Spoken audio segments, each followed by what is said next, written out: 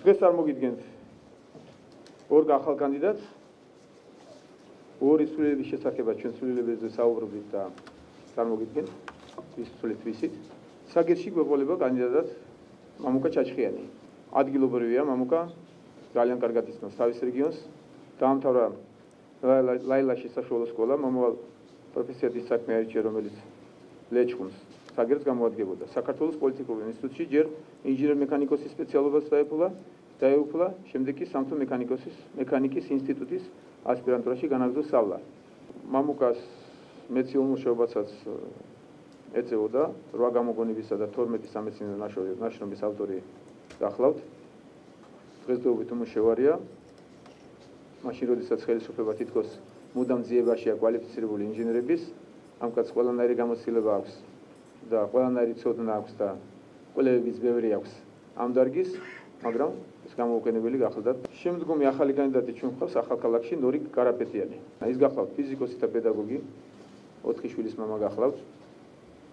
ერევნის პედაგოგიური ინსტიტუტის ფიზიკის ფაკულტეტი აქვს დამთავრებული.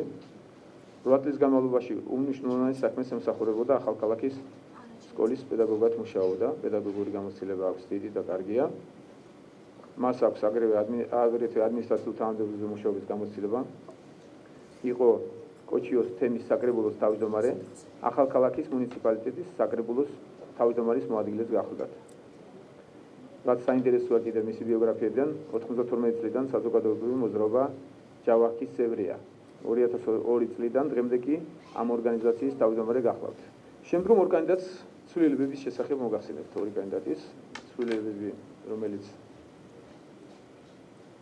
განხორციელდა თეთრ წყაროში ჩვენი კანდიდატი გახდათ მამუკა ბოლაძე და ის ჩამანაცვლეს შალვა ხაჭაპურიძით. შალვა თქვენ კარგად იცნობთ, საკმაოდ ცნობილი გახლავთ. მისი მოღვაწეობიდან გამომდინარე, მაინც მე მოკლედ მოგახსენებთ, რომ გაზრდილია სასულიერო პირის ოჯახში. 2004 წლიდან შალვა ხაჭაპურიძე აქტიურად იბრძვის სამართლიანობისა და ადამიანის უფლებებისათვის, როგორც ადვოკატი სისხლის საერთაშორისო სამართლის სფეროში. და როგორც უფლებადამცველი და თქვენ ამიტომ კარგად იცნობთ მას და კარგად იცით მისი მოღვაწეობის შესახებ. უკანასკნელი წლების განმავლობაში შალვა ხაჭაპურიძე აქტიურად გამოხატავდა პროტესტს საქართველოს ხელისუფლების მიერ ჩადენილი უკანონოების წინააღმდეგ. 2010 წელს ამის თავაზე მან ჰააგის პროკურორს საჩივრითაც მიმართა. მე ვფიქრობ, რომ შალვა აქტიურად იმუშავებს თეთრ წყაროში. მამუკა ცენტრალურ ოფისში გამოგვადგება და კარგი ცვლილება განვახორციელებს, უფრო ეფექტური იქნება ალბათ ჩვენი შედეგი. ერთ ცვლილებას მოგახსენებთ კიდევ. თერჯოლაში განვახორციელებს ცვლილება. ძალიან საინტერესო პიროვნება ომარ ნიშნიანიძე, პროფესორი, მეცნიერი, გახლავთ პედაგოგი.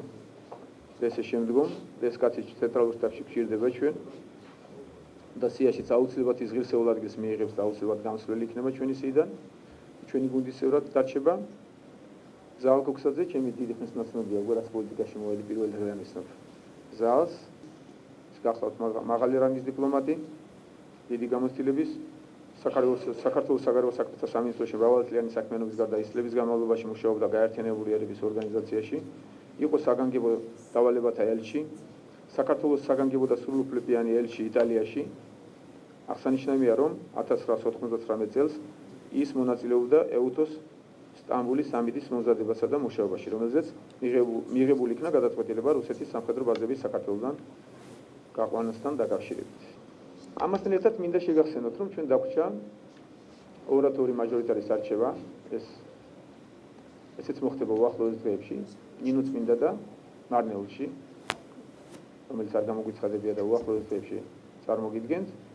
და ამასთან ერთად მინდა ხაზი გაუსვა იმას, რომ ყოველგვარი ცვლილებები, რაზეც ბევრი სპეკულაცია მიდის საინფორმაციო საშუალებებში, ჩვენთან დამთავრებულია. ჩვენ აღარ ვაპირებთ არც ერთი მაჟორიტარის შესწავლას და ჩანაცვლებას.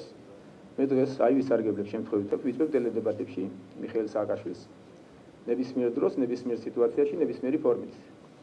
ეს არის ლოგიკური. გაგრძელებასაც მოგახსენებთ, თუ ვერ შეძლებს მიხეილ სააკაშვილი, მაშინ შემიძლია მე მისი გუნდიდან ხელისუფლების წარმომადგენლებს ვთქვათ, ერთ კაცთან არ დავისდები, რა თქმა უნდა, შეუძლიათ 5 ან 7-ზე მეტი შეიკრიბნონ, ვთქვათ, პარლამენტის და